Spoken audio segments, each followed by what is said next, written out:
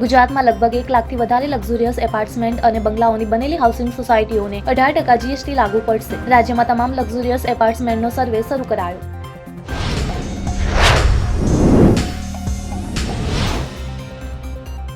અનુસૂચિત જાતિના યુવાનો રાષ્ટ્ર સુરક્ષાની સેવામાં જોડાય તે હેતુથી અગ્નિવીર પરીક્ષાની તૈયારી માટે તાલીમ આપવામાં આવશે.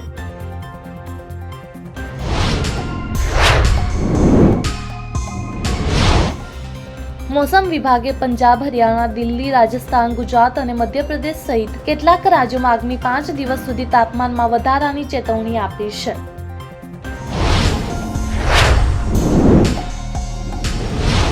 અમદાવાદમાં રાત્રે જુહાપુરામાં સંખ્યાબંધ વાહનોને ટક્કર મારનાર કાર ચાલકનું ભેદી સંજોગોમાં મૃત્યુ થયું છે. કાર ચાલક નશાની હાલતમાં વાસણાથી અકસ્માત કરતો આવ્યો હતો.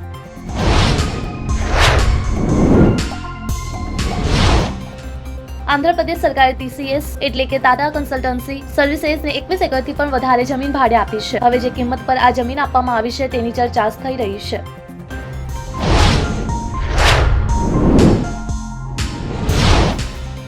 ફિલ્મ ખીચડી 3નો ત્રીજો ભાગ વિશે એક અપડેટ બહાર આવ્યું છે. અભિનેતા JD મજેથિયાએ પોતે ફરાહ ખાનની YouTube ચેનલ પર ત્રીજા ભાગની જાહેરાત કરી છે.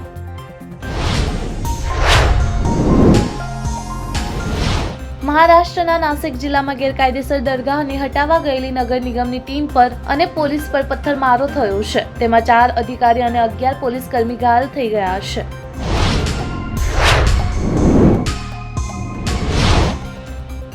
હાલમાં જ કેન્દ્ર સરકારે નવો વકફ સંશોધન કાયદો 2025 સંસદમાં પાસ કરાવ્યો હતો. આ કાયદા વિરુદ્ધ વિપક્ષ સતત પોતાનો વિરોધ વ્યક્ત કરી રહ્યું છે.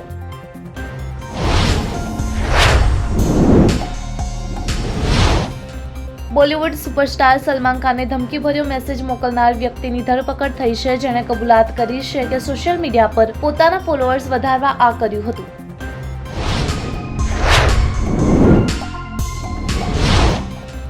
દુનિયામાં સૌથી સુરક્ષિત ગણાતા દુબઈમાં 2 ભારતીયોની હત્યાના સમાચાર સામે આવ્યા છે. દુબઈમાં તેલંગાણાના 2 મજૂરોની પાકિસ્તાનીઓએ હત્યા કરી નાખી છે.